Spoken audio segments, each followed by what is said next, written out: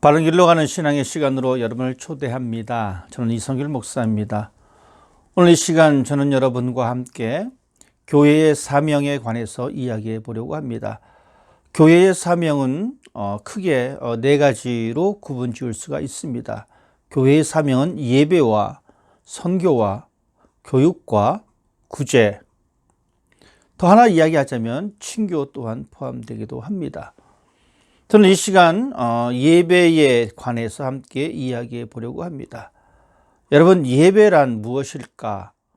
우리가 매주 행하여지는 그러한 예배를 통해서 그냥 무의식적으로 그 예배에 참여하기보다는 예배의 의미가 무엇인지, 예배의 목적이 무엇인지 그것을 알고 함께 동참하기를 원합니다. 일반적으로 예배를 가리켜 이렇게 표현하기도 합니다. 신을 신앙하고 숭배하는 사람이 그 대상을 경배하는 행위다 라고 이야기합니다. 즉 예배를 통하여, 즉 제사를 통하여 얻고자 하는 것은 무엇이냐면 신과 인간 사이의 좋은 관계를 유지하기 위해서 행하여지는 행위다라는 것입니다. 여러분, 우리가 제사를 이야기할 때에 먼저 기억하는 인물이 있습니다. 바로 가인과 아벨입니다. 가인과 아벨이 하나님 앞에 제사를 드렸는데 하나님께서는 가인 거부하시고 아벨의 제사를 받으셨습니다. 우리가 이 같은 사실에서 알 수 있는 것은 하나님은 제사를 받으시기도 하고 거부하기도 하신다는 이야기입니다. 자, 그렇다면 하나님께서 받으시는 예배가 어떠한 예배인지 우리는 구약의 예배를 통해서 그 사실을 한번 알아보려고 합니다. 하나님께서는 이 구약 성경을 통하여 하나님이 만족해 하시는 제사가 있음을 우리에게 분명히 말씀해 주고 있습니다.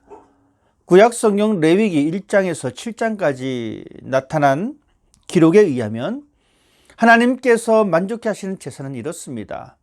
하나님은 제사의 방법들을 알려주셨습니다.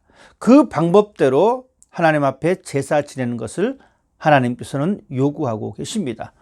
또한 정해진 시간이 있습니다. 정해진 절기가 있습니다. 그 절기에 맞춰서 예배를 드리는 것입니다. 또한 정해진 사람입니다. 구약 성경을 통하여 레위인을 통하여 하나님 앞에 제사를 드렸고 제사장이 그 제사를 집례하였습니다. 즉 정해진 사람에 의해서 드려지는 제사다라는 이야기입니다. 또한 구별된 장소입니다. 성전이라고 하는 그곳을 하나님께서 정하셔서 그곳에서 예배를 드리는 것을 만족해 하셨습니다. 정해진 방식입니다. 정해진 의식입니다. 또 하나는 이것입니다. 제사를 드리는 사람의 삶의 모습입니다. 즉 여러 가지 제사의 형식과 의식들이 있지만 그 제사를 지내는 사람들이 그 삶을 통하여 제사에 합당한 행실을 할 때에 하나님께서 만족해 하신다라는 이야기입니다. 그렇기 때문에 이사야 선지자는 이스라엘 백성들에게 이렇게 말해주고 있습니다. 너희가 마당만 밟고 가는구나. 제사의 동일한 방법과 동일한 절기와 정해진 시간과 장소에서 드리지만 그 삶의 일치가 다르게 되어지면 마당만 밟고 가는, 즉 하나님께서 거부하시는 제사가 될 수 있다는 사실을 분명히 이야기해 주고 있습니다. 자, 그러면 신약 시대의 예배는 어떻겠습니까? 우리는 초대교회의 예배관을 통해서 신약의 예배에 대해서 함께 생각해 볼 수가 있습니다. 하나님과 화해하기 위해서 어떤 의식을 행하는 그러한 것이 아니라, 무엇을 드리는 그러한 행위가 아니라 예수 그리스도의 희생을 기억하고 또한 성령의 역사를 통하여 감사하며 활동하시는 하나님의 영을 통하여 우리의 삶에 선행과 나눔과 감사를 표현하는 이 행위가 바로 예배였다는 사실입니다. 이러한 관점에서 여러분, 예배의 의미는 바로 이것입니다. 예배란 것은 바로 하나님의 은총에 대한 인간의 응답입니다. 우리가 시간을 정해서 예배를 드릴 때에 이 가장 기본적인 생각을 또한 가장 중요한 생각을 여러분 가지고 있어야 합니다. 우리가 드려지는 예배는 여러 가지 형식과 요소들이 있지만 가장 중요한 하나님의 구속의 은총에 대한 인간의 응답입니다. 그렇기 때문에 예배가 경건할 수밖에 없습니다. 하나님의 은총, 즉 하나님께서 하신 일에 대한 것입니다. 또한 하나님께서 지금도 여전히 하고 계신 것에 관한 이야기입니다. 또한 하나님께서 하시기로 약속하신 것에 대한 우리의 응답이 바로 예배입니다. 그렇기 때문에 이 예배에는 하나님의 구원 행위에 대한 우리의 감사와 선포가 있어야 합니다. 하나님께서 하신 일을 우리는 인정하고 또한 감사하고 그 하나님을 경배하는 것, 이것이 바로 우리의 삶의 모습입니다. 하나님께서 우리에게 베풀어 주신 그 은총을 기억하고 믿음으로 받아들이고 우리가 하나님 앞에 순종함으로 결단하는 이 행위, 이것이 바로 예배다라는 이야기입니다. 그렇기 때문에 믿음이 없이는 하나님을 예배할 수가 없습니다. 예배는 믿음으로 드리는 행위입니다. 히브리서 기자도 우리에게 분명히 말씀해 주고 있습니다. 믿음이 없이는 하나님을 기쁘시게 할 수가 없다. 여러분, 예배는 믿음으로 드리는 행위임을 꼭 기억하십시다. 또한 이 믿음은 순종의 결단을 수반합니다. 여러분, 이것은 마치 동전의 양면과 같습니다. 한쪽 면만 있는 동전은 의미가 없습니다. 양쪽 다 모양이 제대로 된 동전이 의미가 있듯이 여러분, 믿음과 순종은 함께 나아가는 것입니다. 우리가 말씀을 통하여 하나님의 뜻을 깨닫게 되어지고 또한 순종하기로 결단하는 것이 바로 우리의 진정한 예배의 모습임을 여러분 기억하십시오. 또한 이 예배는 감사와 헌신의 표시입니다. 골로새서 3장은 우리들에게 그렇게 말씀해 주고 있습니다. 시와 찬미와 신령한 노래를 부르며 마음의 감사함으로 하나님을 찬양하고, 여러분, 우리가 드려진 이 예배에 감사가 없으면 이 예배는 죽은 예배입니다. 우리의 삶에 헌신이 없으면 우리의 삶을 통해서 드려지는 예배는 죽은 예배입니다. 마치 구약 성경 이사야 선지자가 말하고 있는 것처럼 마당만 밟고 가는 그러한 행위가 될 수 있다는 사실입니다. 자, 그러면 이 예배에는 어떤 요소들이 포함되어져 있는가? 여러분, 예배에는 여러 가지 요소들이 포함되어져 있습니다.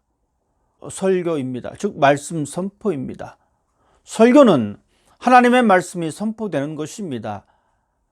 설교자의 사상이나 설교자의 주장을 이야기하는 시간이 아닙니다. 설교자는 하나님의 말씀을 해석하고 그 의미를 깨닫고 그 교훈을 나누는 것입니다. 여러분, 이 예배 가운데에 하나님의 말씀의 선포, 즉 설교가 중요한 것은 우리에게 말씀하시는 하나님을 만나는 시간이기 때문에 그렇습니다. 또한 예배 요소 가운데 빠질 수 없는 것이 찬송입니다. 이 찬송은 하나님의 거룩하심과 위대하심을 입술로 고백하는 행위입니다. 여러분, 우리가 그냥 아무런 의미 없이 아무런 생각 없이 부르는 것이 아니라 참으로 하나님의 위대하심을 나의 입술을 통해서 고백한다라고 하는 이 놀라운 결단이 이 찬송 속에 들어가 있습니다. 이 찬송을 우리가 부름으로 하나님을 향한 우리의 각오와 또한 다짐을 고백합니다.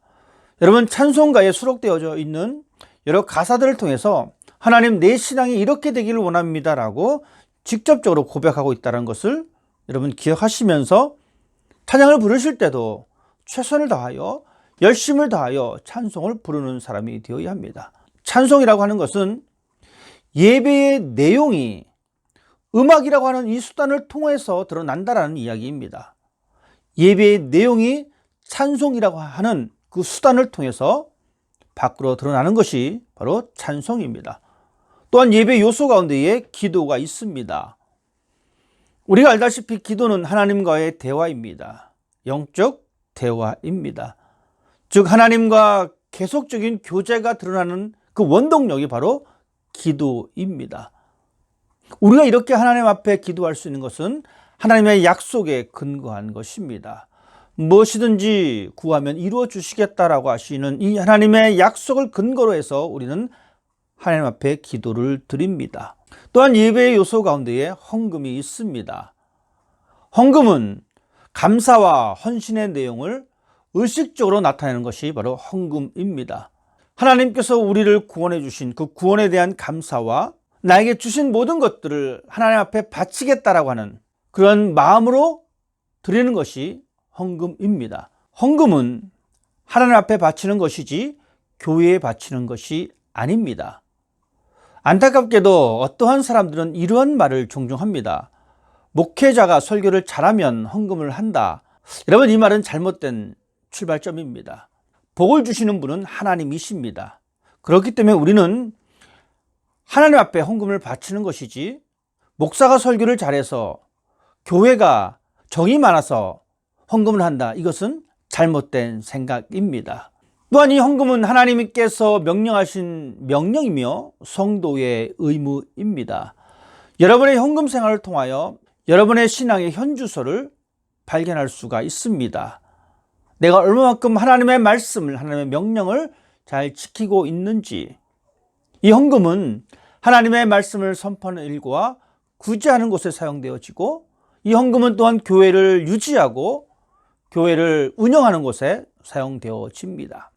또한 예배 요소 가운데에 성례전입니다. 이 성례는 성찬입니다. 세례입니다. 성례는 보이는 말씀입니다. 행하여지고 보여지는 말씀이라는 것입니다. 성찬은 예수 그리스도의 구속의 사건의 내용을 우리가 기억하고 현재 드러내고 앞으로 지킬 것을 나타내는, 약속하는 그러한 모습입니다.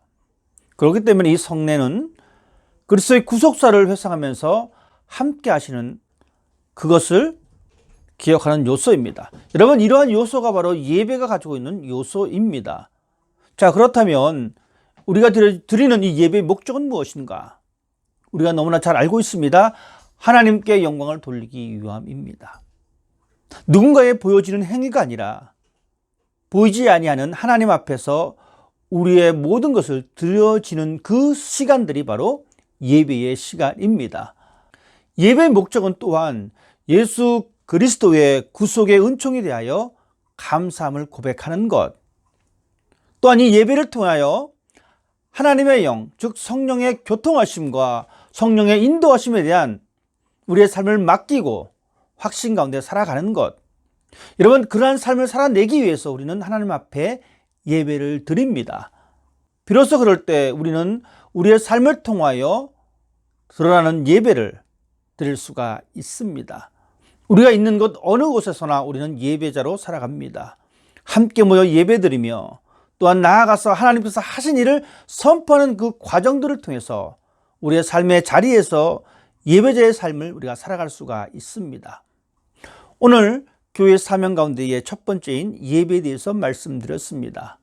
이 강의를 통하여 여러분이 드리시는 예배를 다시 한번 생각하시고 앞으로 어떠한 마음을 가지고 어떠한 자세를 가지고 예배를 드려야 될 것인가를 깊이 생각하셔서 하나님께서 받으실 만한 그러한 귀한 예배를 여러분의 삶 가운데에 드리시고 또한 그 예배를 여러분의 삶 속에서 드러낼 수 있는 그러한 건강한 신앙이 여러분의 자리 잡기를 주님의 이름으로 부탁을 드립니다. 감사합니다.